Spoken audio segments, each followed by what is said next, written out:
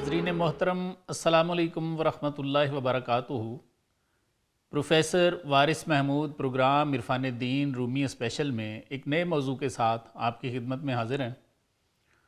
नाज़रीन, आज हम शुरू करेंगे मौलाना की लिखी एक हिकायत से, जिसका उन्वान है रंजानीद ने अमीर खुफ्तारा के मार दर देहानश रफ्ताबूद। यानी एक अमीर का एक सोने वाले को तकलीफ़ देना जिसके मुंह में सांप घुस गया था।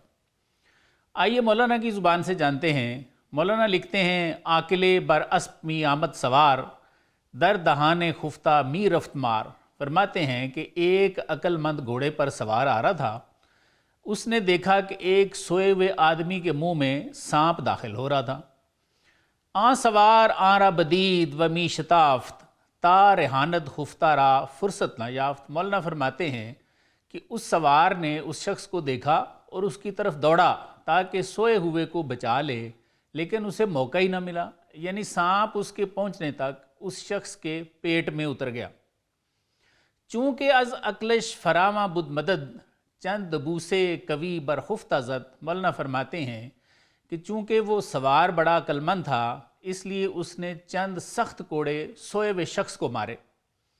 खुफ्ता अजहाबे गिरां चूँ बरजहीद यक सवारे तुर्क बाद दबूस दीद। मौलाना लिखते हैं कि जब सोया हुआ शख्स गहरी नींद से छलांग लगा कर उठा तो उसने एक तुर्क सवार को कोड़ा हाथ में लिए देखा। बेमुहाबा तुर्क दबूसे गरां चूँकि अफजू कोफ्त ऊरा शुद्धमा। मौलाना लिखते हैं कि जब उस तुर्क सवार ने बिला झिझक उस शख्स को सख्त बहुत सारे कोड़े मारे तो वो भाग खड़ा हुआ। खुफ्ता अज़ां ज़ख्म गिरां बरजस्त जूद गश्त हैरां गुफ्त आया ईचे बूद। सोने वाला उन सख्त चोटों से छलांगे लगाता जा रहा था और हैरान था कि ये क्या मामला था। बुरद ऊरा ज़ख्मे आ दबू से सख्त जू गुरेज़ा ता बज़ेरे यक दरख्त। मौलाना फरमाते हैं कि सख्त कोड़ों की चोटें उस शख्स को भगा कर एक दरख्त के नीचे ले आईं। सीबे बोसीदा बसे बुद रेख्ता गुफ्त अजी खुर ए बदरदा वेख्ता। उस दरख्त के नीचे बहुत से गले सड़े सेब गिरे हुए थे। सवार ने उस शख्स के कहा कि ए दर्द में मुब्तला, इनमें से खाओ। सीबे चन्ना मर्दरा दर खुरदाद के अज देहानश बाज बैरूमी फताद। मौलाना लिखते हैं कि वो सवार जो था उसने उस शख्स को इतने सेब खिलाए कि वो उसके मुंह से बाहर निकलने लगे। बांग मीज़द के ए अमीर आखिर चिरा कसदे मन कर दी तू ना दीदा जफा।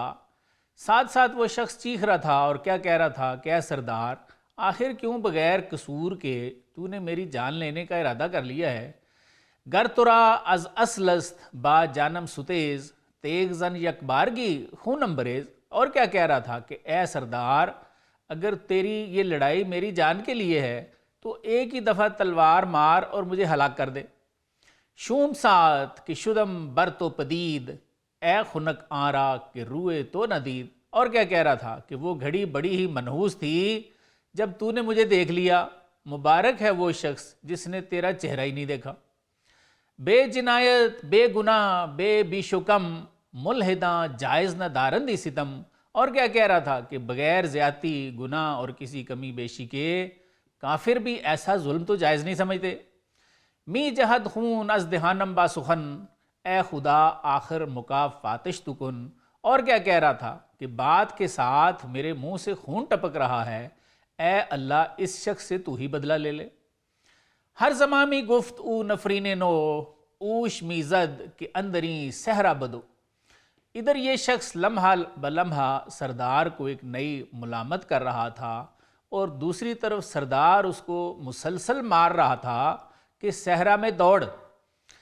जख्मे दबूसो सवार हम चुबाद मी दवीद व बाज बर रूमी फताद। मौलाना लिखते हैं कि कोड़ों की चोटें और वो सवार सरदार हवा की तरह उसके पीछे थे और वो शख्स आगे दौड़ता था और मुंह के बल गिर जाता था। ता शबानगा मी कशीदो मी कशाद ता सफरा कै शुदन बर व फताद। मौलाना लिखते हैं कि रात तक ये खींचा तानी होती रही, हत्ता कि उसको सफरा की कै होने लगी। जू बरामद खुरदहा जिश्तो निको مار با آں خوردہ بیروں جست ازو۔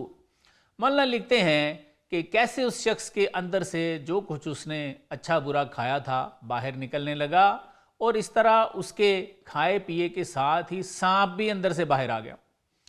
چوں بدید از خود بیروں آ مار را، سجدہ آورد آ نکو کردار را، یعنی جب اس شخص نے اپنے پیٹ سے اس نکلے ہوئے سانپ کو دیکھا تو اس نیک کردار کے سامنے اپنا سر رکھ دیا۔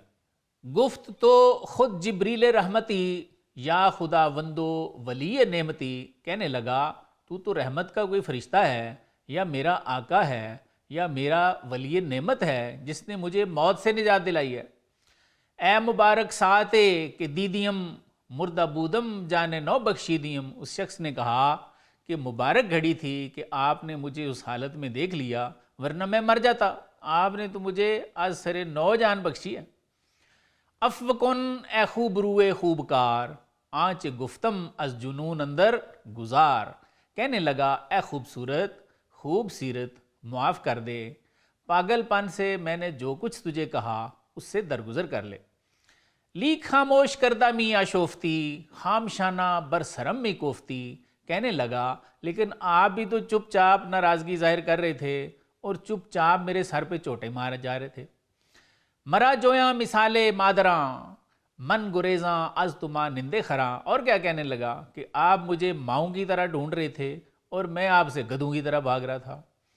ہر گریزاں از خداوند از خری، صاحبش در پئے از نیکو اختری، اور کہنے لگا کہ گدھا اپنے آقا سے گدھے پن کی وجہ سے بھاگتا ہے اور اس کا آقا اپنی نیک بختی کی وجہ سے اس کے پیچھے ہوتا ہے۔ نہ از پئے سود و زیاں می جو اندش، لیک تا گرگش نہ درد یا ددش، کہنے لگا آقا اسے اپنے نفع و نقصان کے لیے نہیں ڈھونڈتا بلکہ اس لیے ڈھونڈتا ہے کہ اسے کوئی بھیڑیا یا کوئی درندہ پھاڑ نہ دے۔ اس سے آگے اب اس سردار کی گفتگو شروع ہوتی ہے جس کو یہ شخص کہہ رہا تھا کہ آپ بھی تو مجھے چپ چاپ ہی مارتے جا رہے تھے، آپ نے بتانا تو تھا کہ میرے اندر سانپ ہے۔ گفت اگر من گفت میں رمز ازاں، زہرا تو آب گشتے در زماں، سردار نے کہا اگر میں تجھے تھوڑا سا بھی بتا دیتا نا تو فوراً تیرا پتا پانی ہو جاتا۔ گر ترا می گفت میں اوصاف مار، ترس از جانت بر آوردے دمار، یعنی سردار نے کہا کہ اگر میں تجھ سے سانپ کی بات کہہ دیتا نا تو خوف تیری جان ہی نکال دیتا۔ مر ترا نئے قوت خوردن بدے، نئے راہ و پروائے کہہ کردن بدے، سردار نے مزید کہا کہ نہ تجھ میں کھانے کی طاقت رہتی نہ کیا کرنے کی راہ اور پرواہ رہتی۔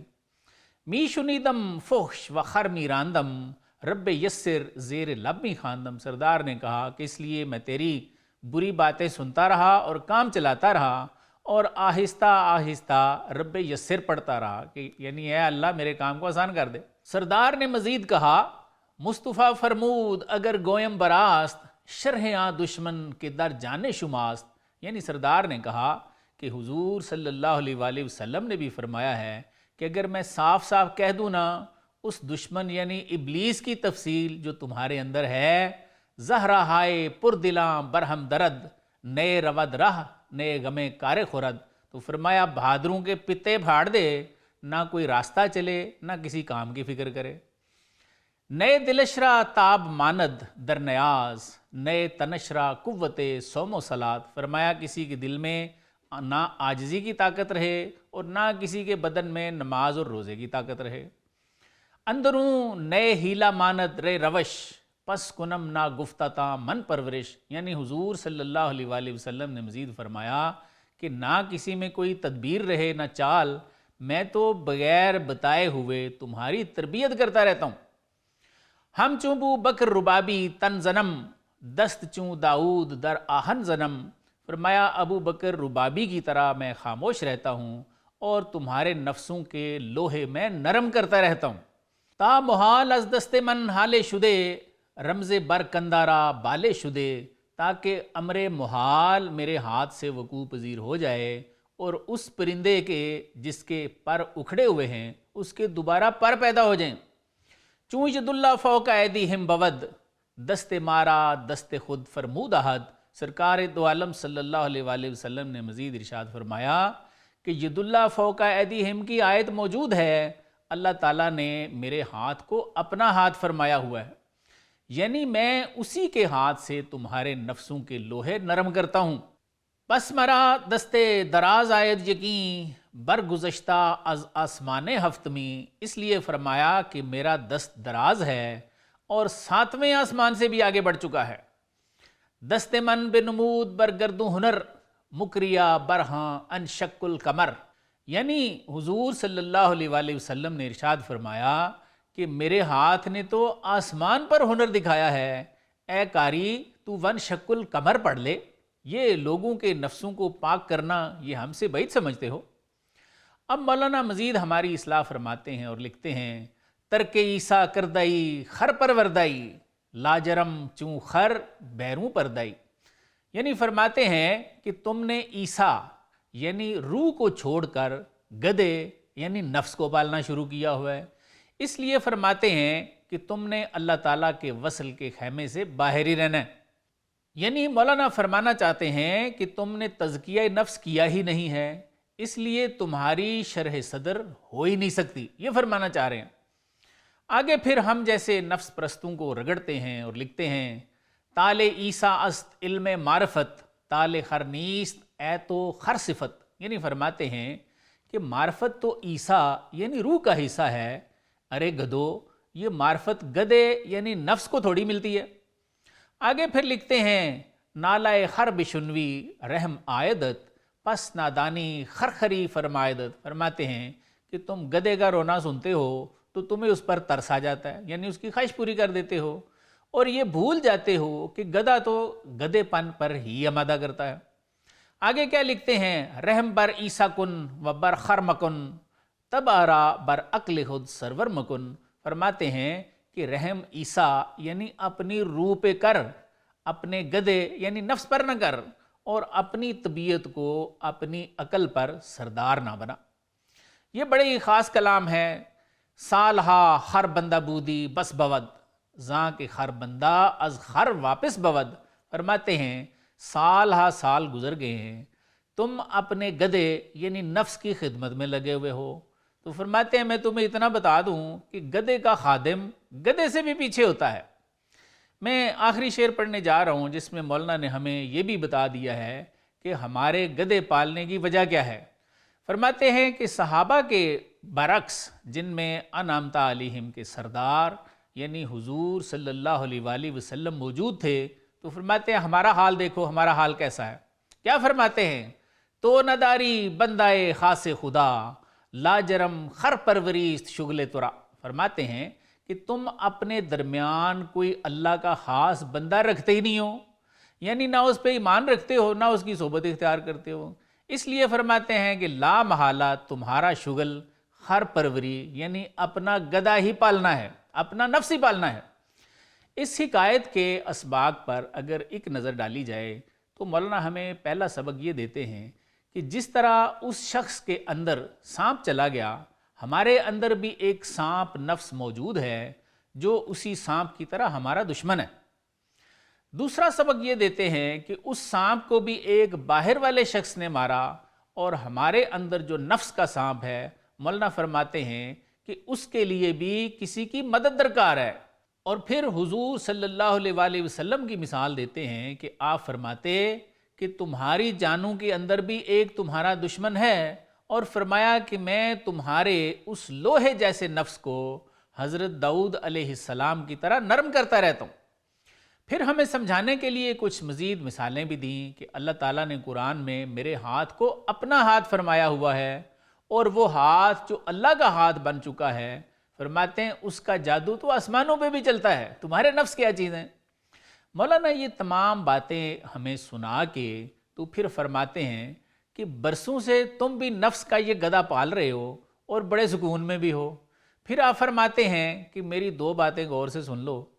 ایک یہ کہ جو گدھے کو پالنے والا ہے، فرماتے ہیں وہ ہمیشہ گدھے کے پیچھے ہوتا ہے اور اسی منزل پہ پہنچتا ہے جس پر گدھا پہنچتا ہے، لیکن فرماتے ہیں کہ غور سے سنو، وہ گدھے کے چونکہ پیچھے ہوتا ہے اس لیے گدھے کے بھی بعد پہنچتا ہے۔ مولانا نے ہم جیسے تمام نفس پرستوں پہ یہ بڑی سخت چوٹ کی ہے، یعنی آپ فرمانا یہ چاہ رہے ہیں کہ جو نفس پرست ہیں وہ گدھے سے بھی بدتر ہیں۔ اور دوسری خاص بات یہ فرمائی کہ جس میں تو خلاصہ ہی بیان کر دیا حضرت نے کہ میں تمہیں وجہ بھی بیان کر دوں کہ تم یہ گدھے کیوں پال رہے ہو۔ فرماتے ہیں تو نداری بندائے خاص خدا لاجرم خر پروریس شغل ترا، یعنی فرمایا کہ تمہارے درمیان اولیاء پر عدم ایمان کی وجہ سے کوئی اللہ کا خاص بندہ ہوتا ہی نہیں ہے، جیسے صحابہ میں حضور صلی اللہ علیہ وآلہ وسلم موجود ہوتے تھے۔ فرماتے ہیں لا محالہ تم نے گدھے یعنی نفس ہی پالنے ہیں۔ اس پہ ضرور ہمیں سوچنا چاہیے۔ ناظرین ایک چھوٹا سا وقفہ لیں گے، وقفے کے بعد دیکھیں گے کہ مولانا نے مزید ہمارے لیے کیا لکھا۔ جی ناظرین ساتھ رہنے کا شکریہ۔ اس کے بعد مولانا نے ایک ریچھ کا واقعہ لکھا ہے جسے ایک اژدہے نے قابو کر لیا تھا اور ایک شیر مرد نے اسے چھڑا لیا۔ آئیے جانتے ہیں کہ وہ واقعہ کیا ہے اور مولانا ہمیں اس میں کیا سمجھانا چاہتے ہیں۔ مولانا لکھتے ہیں اژدہائے خرسرا درمی کشید شیر مرد رفت و فریادش رسید۔ فرماتے ہیں کہ ایک اژدہا کسی ریچھ کو کھینچ رہا تھا، ایک شیر مرد وہاں گیا اور ریچھ کی فریاد رسی کی، یعنی اس نے اسے چھڑا لیا۔ ہرس چوں فریاد کرد از اژدہا شیر مرد کرد از چنگش رہا۔ مولانا فرماتے ہیں کہ جب ریچھ نے اس اژدہا کی وجہ سے فریاد کی تو ایک بہادر مرد نے اس کو اس کے پنجے سے چھڑا لیا۔ ہیلت و مردی بہم دادن پشت اژدہارا او بدی ہیلا بکشت۔ فرماتے ہیں کہ تدبیر اور بہادری نے ایک دوسرے کی مدد کی اور اس تدبیر سے اس نے اژدہے کو مار ڈالا۔ اژدہارا او بدی ہیلا ببست تاکہ آ ہرسرا از ہلاک تن برست۔ فرماتے ہیں کہ اژدہے کو اس نے اس تدبیر سے باندھ لیا یہاں تک کہ ریچھ جسمانی ہلاکت سے بچ گیا۔ مولانا اب اپنے اصلاحی مقصد کی طرف انتقال فرماتے ہیں اور لکھتے ہیں ہم چہر سے خلق بدہان اژدہا اند لیک مترس بہر تو مجدہان۔ فرماتے ہیں کہ بہت سے لوگ بھی ریچھ کی طرح نفس اژدہے کے منہ میں ہیں، لیکن فرماتے ہیں کہ اے لوگوں گھبراؤ نہیں، تمہارے لیے خوشخبریاں ہیں۔ کون سی خوشخبریاں ہیں جی؟ فرماتے ہیں شیر مرداں اند در عالم مدد آزماں کے افغان مظلومہ رسد۔ فرماتے ہیں کہ بہادر لوگ دنیا میں مددگار ہیں اس وقت جب مظلوموں کی فریاد آئے۔ کون سے بہادر لوگ ہیں جو دنیا میں موجود رہتے ہیں اور مظلوموں کے مددگار ہوتے ہیں؟ مولانا لکھتے ہیں بانگ مظلومہ از ہر جا بشنوند آ طرف چوں رحمت حق می دون۔ فرماتے ہیں کہ یہ ایسے شیر مرد ہیں جو ہر جگہ سے مظلوموں کی فریاد سن لیتے ہیں اور ان کی طرف مدد کرنے کے لیے رحمت حق کی طرح لپکتے ہیں۔ آ ستون ہائے حلل ہائے جہاں آ طبیبان مرض ہائے نہاں۔ مولانا فرماتے ہیں کہ یہ دنیا کے شگافوں کے ستون ہیں اور پوشیدہ مرضوں کے طبیب ہیں۔ محض مہر داوری و رحمتند ہم چو حق بے علت و بے رشوتند۔ مولانا فرماتے ہیں کہ یہ لوگ خالص محبت، انصاف اور رحمت ہیں اور اللہ تعالیٰ کی طرح بلا غرض اور بے رشوت ہیں۔ اینچ یاری میکنی یک بارگیش گوید از بہر غم و بے چارگیش۔ مولانا فرماتے ہیں کہ ایسے شیر مردوں سے اگر کوئی پوچھ لے کہ تم فوراً مدد کو کیوں پہنچ جاتے ہو تو وہ کہتے ہیں مخلوق کے غم اور بے چارگی کی وجہ سے۔ مولانا فرماتے ہیں کہ یہ خدائی مددگار ہیں، اللہ کی مخلوق کے لیے ہونے چاہیے۔ کیوں ہونے چاہیے جی؟ مولانا لکھتے ہیں ہر کجا درد دوا آنجا رود ہر کجا فقر نوا آنجا رود۔ فرماتے ہیں کہ قدرت کا قانون ہے بھئی، جہاں درد ہو وہاں دوا جائے گی اور جہاں افلاس ہو سامان بھی جائے گا۔ اب مولانا ہم جیسے عام لوگوں کو جو اس راستے کے راہی ہونا تو بڑی دور کی بات ہے، اس کو جانتے تک نہیں ہیں، درس دیتے ہیں کہ تم بھی ایسے روحانی شیر مرد بن سکتے ہو۔ کیسے جی؟ فرماتے ہیں آب کم جو تشنگی آور بدست تاب پوشد آب از بالا و پست۔ فرماتے ہیں کہ معرفت کا پانی تلاش نہ کر بلکہ تو تشنگی اور طلب پیدا کر۔ تا وسقاہم ربہم آیت خطاب تشنا باش واللہ عالم بالصواب۔ فرماتے ہیں تاکہ ان کی رب نے ان کو سیراب کیا، یہ خطاب تجھے بھی آئے، بس پیاسا رہ، اللہ زیادہ بہتر جانتے ہیں۔ کہاں تک یہ بات جا پہنچے گی؟ مولانا فرماتے ہیں چرخرا در زیر پا آ اے شجاع، بشنو از فوق فلک بانگے سما۔ فرماتے ہیں کہ بہادر تو بھی آسمان کو اپنے قدموں کے نیچے لے آ اور آسمان سے سما کی آوازیں سن۔ پمبائے وسواس بیروں کنز گوش، تاب گوشت آید از گردوں خروش۔ فرماتے ہیں بس تم نے کیا کرنا ہے؟ فرماتے ہیں کان سے وسوسوں کی روئی نکال تاکہ آسمان سے شور کی آوازیں تیرے کان میں بھی آئیں۔ پاک کن تو چشمرا از موئے عیب، تاب بینی باغو سروستان غیب۔ فرماتے ہیں کہ اپنی دونوں آنکھوں سے عیب کے بال نکال تاکہ تو غیب کے سروستان اور باغ دیکھے۔ دفع کن از مغز و از بینی زکام، تاکہ ریح اللہ آیت در مشام۔ فرماتے ہیں کہ اپنے سر اور ناک سے زکام رفع کر تاکہ تیری ناک میں بھی خدائی خوشبو آئے۔ داروے مردی کن و انیم پو، تا بیروں آیند صدگوں خوبرو۔ فرماتے ہیں کہ اپنی مردمی کا علاج کرا اور نامرد بن کے نہ پھر، تاکہ تیرے بھی روحانی بچے پیدا ہوں۔ کندہ تن را از پائے جاں بکن، تا کند جولاں بگردے آنچمن۔ فرماتے ہیں کہ روح کے پاؤں سے جسم کا کانٹا نکال تاکہ وہ آسمانی چمن کے گرد چکر لگا سکے، یعنی فنائیت اختیار کر تاکہ تیری روح بھی عالم بالا کی سیر کرنے والی بن جائے۔ ہم تھوڑی دیر کے لیے یہاں رکیں گے تاکہ پچھلے اشعار میں جو مورل ہے وہ آپ کی نظر کر سکیں، کیونکہ آگے مولانا ہمیں ایک نئی بات بتا رہے ہیں۔ مولانا نے شروع میں ہمیں بالکل ایک مختصر سی حکایت سنائی کہ ایک اژدہے نے ایک ریچھ کو قابو کر لیا اور ریچھ جان بچانے کے لیے فریاد کر رہا تھا، جس پر ایک شیر مرد نے اس کی جان بچائی اور اژدہے کو ہلاک کر دیا۔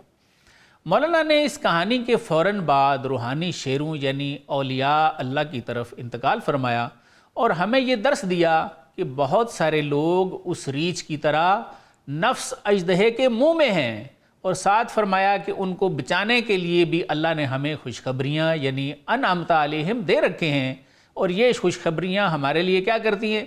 مولانا فرماتے ہیں کہ یہ انعمت علیہم جنہیں مولانا خوشخبریاں فرما رہے ہیں، فرماتے ہیں مظلوموں کی فریاد سننے والے اور ان کی طرف اللہ کی رحمت کی طرح دوڑنے والے ہیں۔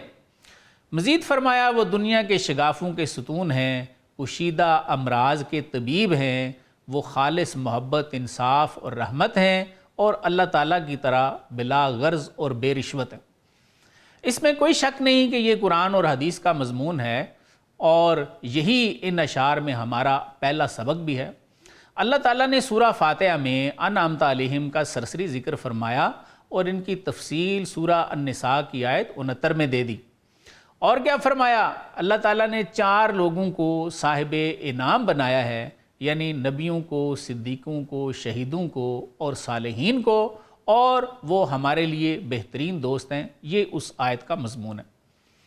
پھر سورہ یوسف کی آیت نمبر 108 کہتی ہے کل ھذہ سبیلی ادعو الی اللہ علی بصیرۃ انا ومن اتبعنی، یعنی اے محبوب فرما دیں یہ میرا راستہ ہے، میں لوگوں کو اللہ کی طرف بلاتا ہوں، میں بھی صاحب بصیرت ہوں اور میرے پیروکار بھی صاحب بصیرت ہیں۔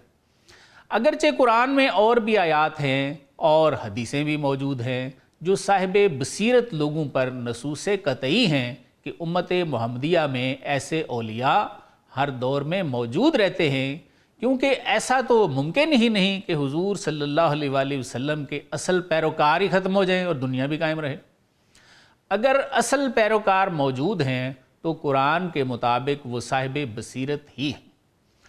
دوسرا سبق ہمیں مولانا یہ دیتے ہیں کہ تم بھی صاحب بصیرت ولی اللہ بن سکتے ہو، اور فرمایا کہ اس کے لیے تم طلب اور تشنگی پیدا کرو، کیونکہ طلب کرنے والا ہی کوشش کرتا ہے اور کوشش کرنے والا ہی ایک دن پانے والا بنتا ہے۔ پھر ہمیں تیسرا سبق دیا اور فرمایا کہ کیا تم نے وَسَقَاهُمْ رَبُّهُمْ کا خطاب نہیں سنا؟ مولانا فرماتے ہیں کہ اگرچہ اس سورہ دہر کی آیت میں یہ خطاب جو ہے یہ جنتیوں کے لیے ہے، لیکن آپ فرماتے ہیں کہ تو بھی عارف بننے کی طلب تو کر، وہاں پہ بھی وہی اللہ ہے اور یہاں پر بھی وہی اللہ ہے۔ فرماتے ہیں یہاں پر بھی اللہ تعالیٰ آسمان کو تیرے قدموں کے نیچے لے آئیں گے اور تو آسمان سے سما کی آوازیں سنیں گا، بس اپنے کانوں سے وسواس کی روئی نکال اور اپنی آنکھوں سے عیب کے بال نکال۔ جب تو یہ کام کر لے گا تو پھر فرماتے ہیں کہ غیب کے سروستان اسی دنیا میں تم دیکھنا شروع ہو جاؤ گے۔ ہم پچھلے کسی پروگرام میں اس پر بات کر چکے ہیں کہ مولانا اس بات کے بھی قائل ہیں کہ امت محمدیہ کے لیے روحانی من و سلوہ آج بھی موجود ہے اور بقول مولانا تا قیامت جاری رہے گا، اور اس کی دلیل مولانا نے جو مثنوی شریف میں دے رکھی ہے وہ بخاری کی حدیث ہے جو حدیث کی دیگر کتابوں میں بھی موجود ہے، جس کے بارے میں آپ صلی اللہ علیہ وآلہ وسلم نے ارشاد فرمایا ہے، ابھی تو یطعمنی ربی و یسقینی، یعنی میں اپنے رب کے ہاں رات ایسے گزارتا ہوں کہ وہ مجھے کھلاتا پلاتا ہے۔ بقول مولانا یہ روحانی من و سلوہ ہے اور یہ امت میں جاری ہے۔ جو بھی شخص اپنا تزکیہ نفس کرے گا، صاحب شرح صدر ہو جائے گا، تو مولانا فرماتے ہیں کہ یہ روحانی من و سلوہ اس امت میں تا قیامت جاری ہے۔ یہ مولانا کی تعلیم ہے، آپ اس سے اختلاف بھی کر سکتے ہیں۔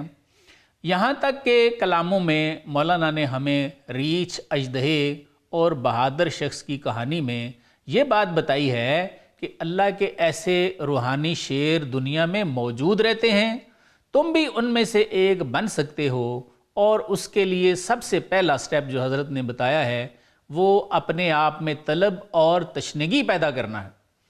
اب مولانا ہمیں ایک دوسرا راستہ بتاتے ہیں، منزل وہی ہے کہ تو اللہ کا قرب چاہتا ہے۔ دوسرا راستہ کون سا ہے؟ آئیے مولانا کی زبان سے جانتے ہیں۔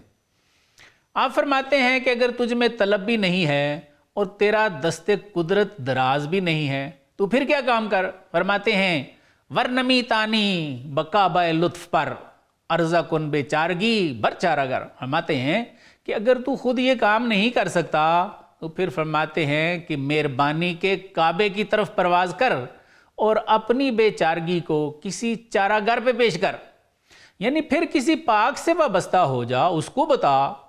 آگے کیا فرماتے ہیں؟ سر نہاہی کے رود تو پائے باش در پناہ کتب صاحب رائے باش۔ فرماتے ہیں کہ اگر تو نہیں چاہتا کہ تیرا سر جائے تو ہمہ تن پاؤں بن جا اور تدبیر والے کتب کی پناہ میں آ جا۔ گرچہ شاہ خیش فوق او مبین گرچہ شہدی جز نباتے او مچیں۔ فرماتے ہیں کہ اگرچہ تو شاہ ہے پھر بھی اپنے آپ کو اس سے بالا تر نہ سمجھنا، اور اگرچہ تو شہد ہے لیکن اس کی شکر کے علاوہ نہ چننا۔ یہ بڑا خاص کلام ہے۔ مولانا فرماتے ہیں او توئی خود را بجو در اوے او کو گو فاختہ شوس ہوئے۔ فرماتے ہیں کہ وہ تو ہی ہے، اپنے آپ کو اس کی ہستی میں تلاش کر، اس کے لیے فاختہ بن اور کو کہتا رہ، ورنہ ہی خدمت ابنائے جنس در دہانے اژدہائی ہم چوں خرس۔ فرماتے ہیں اگر تو اپنے ہم جنسوں کی خدمت نہیں کرنا چاہتا تو فرماتے ہیں کہ پھر تو ریچھ کی طرح اژدہے کے منہ میں ہی ہے۔ اس لیے روحانی استاد سے نہ بھاگ، بو کے استاد ریحانت مرترا و از خطر بیروں کشانت مرترا۔ فرماتے ہیں بہت ممکن ہے کہ تیرا وہ روحانی استاد تجھے رہائی دلا دے اور خطرے سے تجھے باہر نکال لے۔ مرشد سے وابستگی کے ساتھ ساتھ مولانا فرماتے ہیں پھر ایک اور کام بھی تو نے کرنا ہے، اور وہ کون سا کام ہے؟ فرماتے ہیں وہ گریہ زاری ہے، آہو الہا ہے، رونا دھونا ہے۔ فرماتے ہیں زاری و گریہ کبھی سرمایہ ایست رحمت کلی کبھی تردایا ایست۔ فرماتے ہیں کہ ایک تو کسی سے وابستہ ہو جا، اور دوسرا ساتھ ساتھ پھر کون سا کام کرنا ہے؟ عاجزی، اور فرماتے ہیں رونا دھونا، یہ تیرا سرمایہ ہے۔ اس کی پھر وجہ بھی بتاتے ہیں کہ رحمت کلی بڑی ہی کبھی دایا ہے۔ آگے لکھتے ہیں طفل حاجات شمارہ آفرید تاب نالید و شود شیرش پدید۔ فرماتے ہیں کہ اللہ تعالیٰ نے تمہاری ضرورتوں کا بچہ پیدا کر دیا ہے تاکہ تم روو اور اس کی رحمت کا دودھ پیدا ہو جائے۔ آگے لکھتے ہیں گفت اد اللہ و بے زاری مباش تابیوشد شیر ہائے مہر ہائش، فرماتے ہیں اللہ تعالیٰ نے فرما رکھا ہے کہ اس کو پکارو اور زاری کے بغیر نہ رہو تاکہ اس کی مہربانیوں کے دودھ میں جوش آ جائے۔ پھر ہمیں اللہ کے قرب کی مزید رغبت دلاتے ہیں اور فرماتے ہیں فی السماء رزقکم نشنیدائی، اندری پستی چے برچسفیدائی، فرماتے ہیں کہ تو نے یہ نہیں سنا کہ تمہارا رزق آسمانوں میں ہے، تو پھر اس پستی میں کس لیے چمٹا ہوا ہے؟ آخری کلام بڑا ہی تحریک دینے والا ہے۔ مولانا لکھتے ہیں کہ تو کم از ہرسی نمی نالی ز درد، ہرس رست از درد چوں فریاد کرد، فرماتے ہیں اے مسلمان تو ریچھ سے بھی کیا گزرا ہے، نفس کے اژدہے نے تجھے منہ میں ڈالا ہوا ہے لیکن تو روتا چلاتا ہی نہیں ہے۔ یاد رکھ ریچھ نے درد سے چیخیں مار کے نجات پائی تھی۔ فرماتے ہیں جب تو روتا ہی نہیں تو پھر تو کھایا ہی جائے گا۔ شروع کے اشعار میں مولانا نے ہمیں درس دیا تھا کہ قرب الہی میں آپ بھی آ سکتے ہیں، کوئی بھی کلمہ گو آ سکتا ہے بشرطے کہ وہ اپنے آپ میں طلب اور تشنگی پیدا کرے۔ اب یہاں مولانا نے ہمیں یہ درس دیا کہ اگر ہم خود کامیاب نہیں ہوتے ہیں تو ہمیں کسی اللہ والے کے ساتھ وابستہ ہو جانا چاہیے اور ساتھ ساتھ اللہ کی بارگاہ میں رو رو کے عاجزی اور انکساری کے ساتھ دعا بھی کرنی چاہیے۔ مولانا فرمانا یہ چاہ رہے ہیں کہ اگر ریچھ نے حال دعائی کی تو اس کا ایک مددگار آ گیا۔ آپ فرماتے ہیں کہ اے انسان، اگر آپ بھی اللہ کی بارگاہ میں حال دعائی کرو گے تو اللہ کی رحمت کا دریا بھی ضرور جوش میں آئے گا۔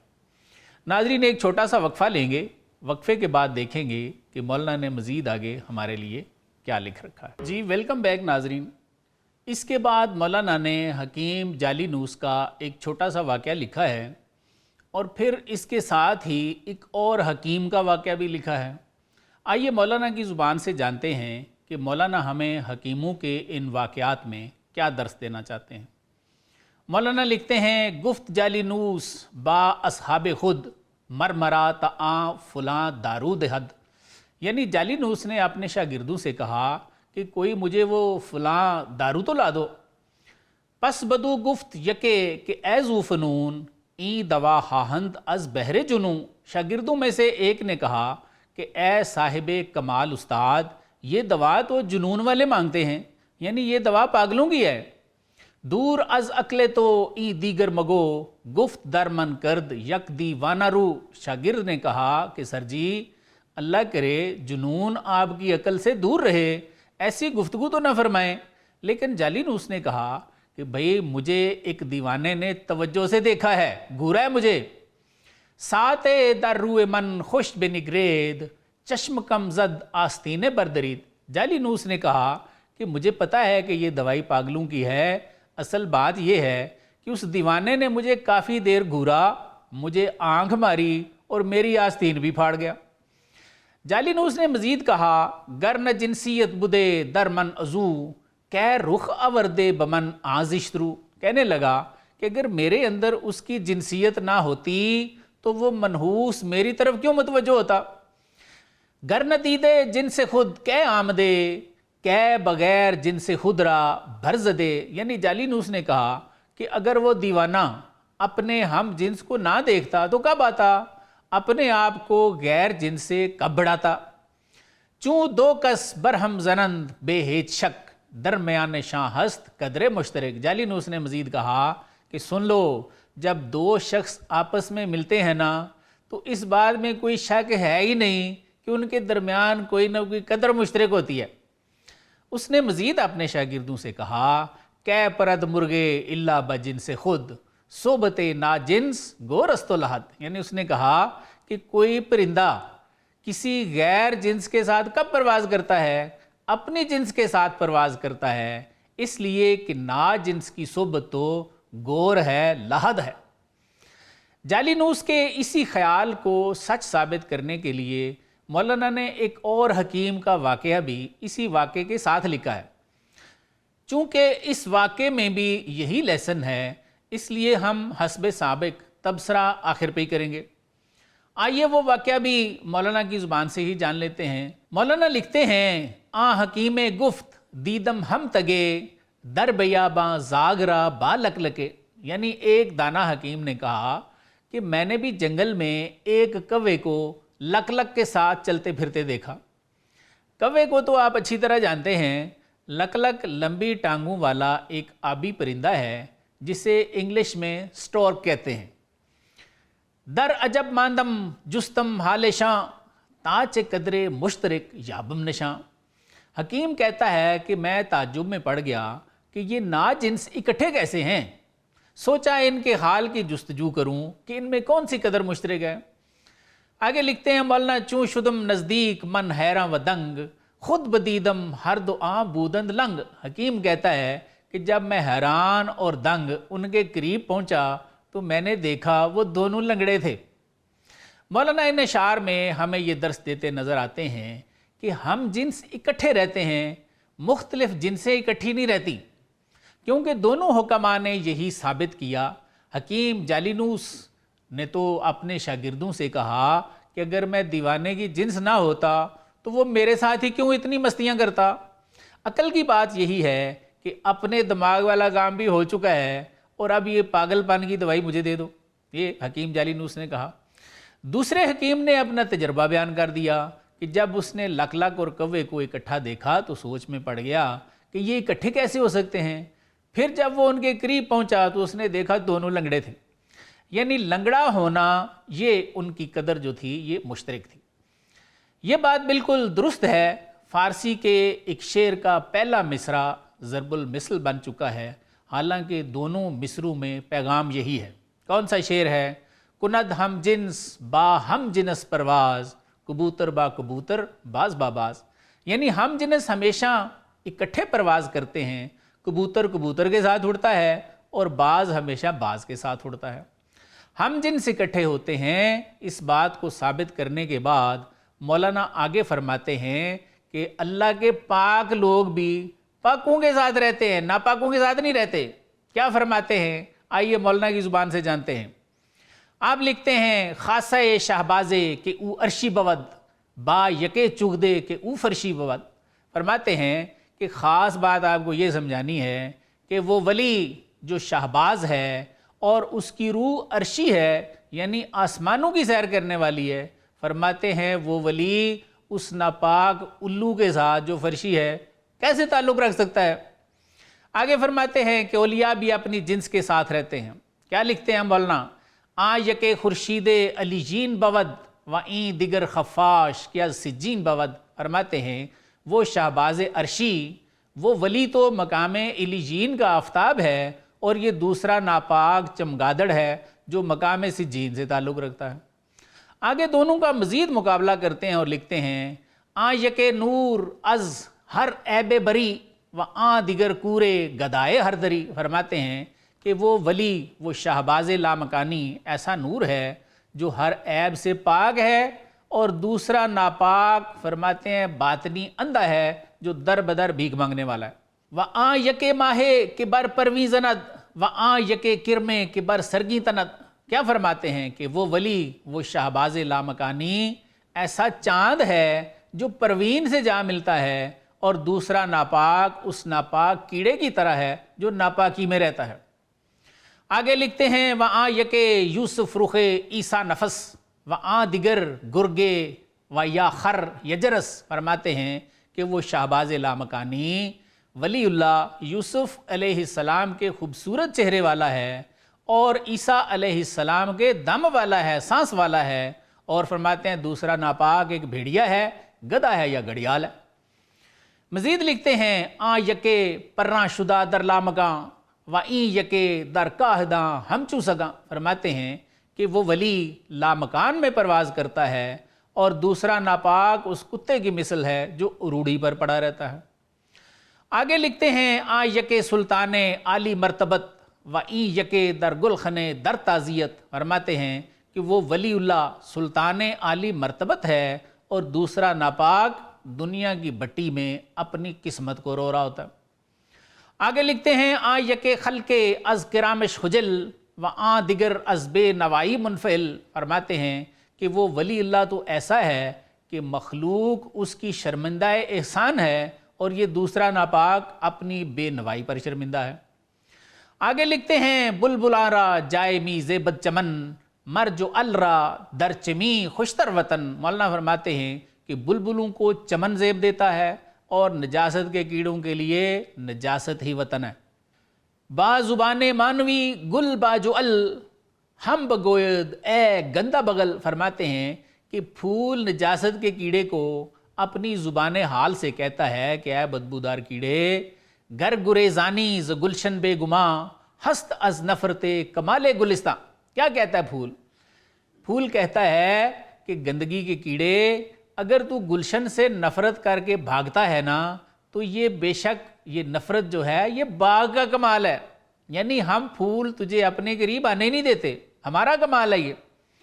آگے پھول مزید کہتا ہے ور بے آمیزی تو بامن اے دنی این گما آیت کیا کانے منی، یعنی اے کمینے اگر تو مجھ سے ملنے لگے نا تو لوگوں کو یہ گمان ہونے لگے گا کہ تو میری جنس سے ہے، اس لیے ہم پھول تجھے اپنے قریب ہی نہیں آنے دیتے۔ گر در امیزد نقصان منست زاں کے پندارد کہ او از آنے منست۔ پھول نے اس گندگی کے کیڑے سے مزید کہا کہ تجھ جیسا کوئی ناقص اور محجوب اگر مجھ سے ملنے لگے نا تو اس میں میرا نقصان ہے، کیونکہ لوگ سمجھیں گے کہ تو میری جنس سے ہے۔ مولانا یہ بتانے کے بعد کہ پاک اور ناپاک اکٹھے نہیں رہتے، اب حضور صلی اللہ علیہ وآلہ وسلم کی مثال دیتے ہیں کہ آپ نے بھی تو فرمایا ہوا ہے۔ کیا فرمایا ہوا ہے؟ حق مرا چوں از پلیدی پاک داشت چوں سزد برمن پلیدی را گماشت، یعنی فرمایا کہ اللہ تعالیٰ نے مجھے پلیدی سے پاک رکھا ہوا ہے، مجھ پر پلید لوگ مسلط ہو ہی نہیں سکتے۔ کیسے مسلط ہو سکتے ہیں؟ یک رگم ازیشاں بدھ و آرا برید درمن آ بدرگ کجا خواہد رسید، یعنی بقول مولانا حضور صلی اللہ علیہ وآلہ وسلم نے مزید فرمایا کہ ایک رگ ان ناپاک لوگوں جیسی مجھ میں بھی تھی، خدا تعالیٰ نے اس کو کاٹ دیا، اور اب وہ بری رگ مجھ میں کیسے پہنچ سکتی ہے؟ اس کے بعد آدم علیہ السلام کی مثال دیتے ہیں اور لکھتے ہیں یک نشان آدم آبود از ازل کہ ملائک سر نہندش از محل۔ فرماتے ہیں کہ آدم علیہ السلام کے کمال کی ازل سے ایک نشانی یہ تھی کہ ان کے مرتبے کی وجہ سے ملائکہ نے ان کو سجدہ کیا، لیکن ساتھ کیا فرماتے ہیں؟ یک نشان دیگر کہ آن ابلیس نہندش سر کے منم شاہ رئیس۔ دوسرا نشان یہ تھا کہ ابلیس لعین نے حضرت کے سامنے سجدہ نہ کیا، اس گمنڈ میں کہ میں فرشتوں کا بادشاہ اور رئیس ہونے کی وجہ سے خود تعظیم کرانے کا مستحق ہوں۔ اب جنس والی بات پہ مولانا دلیل دیتے ہیں اور لکھتے ہیں پس اگر ابلیس ہم ساجد شدے او نہ بودے آدم او غیر بودے۔ فرماتے ہیں اگر ابلیس بھی آپ کو سجدہ کر دیتا نا تو آپ آدم نہ ہوتے بلکہ کچھ اور ہوتے۔ کیا مطلب ہے؟ مولانا یہ فرمانا چاہ رہے ہیں کہ آدم علیہ السلام پاک جنس تھے، ابلیس کی جنس سے تو نہیں تھے، اس لیے فرماتے ہیں کہ ابلیس نے اپنے سے مختلف جنس کو سجدہ کرنا ہی نہیں تھا۔ آگے کیا لکھتے ہیں؟ ہم سجودے ہر ملک میزان اوست ہم جہودے آ ادو برہان اوست۔ فرماتے ہیں کہ ہر فرشتے کا آپ کو سجدہ کرنا جہاں آپ کے کمال کی دلیل ہے، فرماتے ہیں اس دشمن انسان کا انکار بھی آپ کے عالی جنس ہونے کی دلیل ہے۔ مولانا نے ان اشعار میں دو حکیموں کے کلاموں سے بھی ہمیں یہی لیسن دیا کہ اکٹھے وہ رہتے ہیں جنس کی جنس سے ایک ہو۔ کبوتر کبوتروں کے ساتھ اڑتے ہیں اور باز بازوں کے ساتھ اڑتے ہیں۔ پھر فرمایا کہ اللہ کے پاکوں کا بھی یہی حال ہے، وہ پلیدوں کے ساتھ نہیں رہتے۔ پھر مولانا نے دو مثالیں دیں کہ حضور صلی اللہ علیہ وآلہ وسلم نے ارشاد فرمایا کہ اللہ تعالیٰ نے مجھ کو پلیدی سے پاک رکھا ہے، اور مزید فرمایا کہ ایک رگ ناپاک لوگوں جیسی آپ صلی اللہ علیہ وآلہ وسلم میں بھی تھی، لیکن اللہ تعالیٰ نے اس کو کاٹ دیا۔ مسلم شریف میں حضرت انس رضی اللہ عنہ کی روایت ہے کہ حضور صلی اللہ علیہ وآلہ وسلم کے پاس جبریل آئے جبکہ آپ لڑکوں کے ساتھ کھیل رہے تھے، تو آپ کو پکڑ کر لٹا دیا، پھر آپ کا سینہ مبارک دل کے پاس سے چاک کیا اور دل میں سے کچھ منجمد خون نکالا اور کہا کہ یہ آپ کے اندر شیطان کا حصہ تھا۔ پھر اس کو ایک سونے کے تشت میں آب زمزم کے ساتھ دھویا، پھر سینہ مبارک کو جوڑ دیا اور دل کو اس کے مقام میں رکھ دیا۔ لڑکے دوڑے دوڑے آپ کی ماں کے پاس آئے، جس سے مراد آپ کی دودھ پلانے والی ہے، اور کہا محمد صلی اللہ علیہ وآلہ وسلم معاذ اللہ قتل کر ڈالے گئے، لوگ آپ کے پاس پہنچے تو اس وقت آپ کا رنگ متغیر تھا۔ انس کہتے ہیں کہ میں آپ صلی اللہ علیہ وآلہ وسلم کے سینہ مبارک میں سوئی کے نشان دیکھتا تھا۔ معلوم ہوا پاکی اور پلیدی اکٹھے نہیں رہتے۔ حضور صلی اللہ علیہ وآلہ وسلم کی لطافت مزاج کا یہ عالم تھا کہ کافر اور مشرک تو دور کی بات ہے، خود صحابہ کرام میں سے بے وضو یا ناقص الوضو لوگوں کی شرکت آپ کو بار خاطر ہو جاتی۔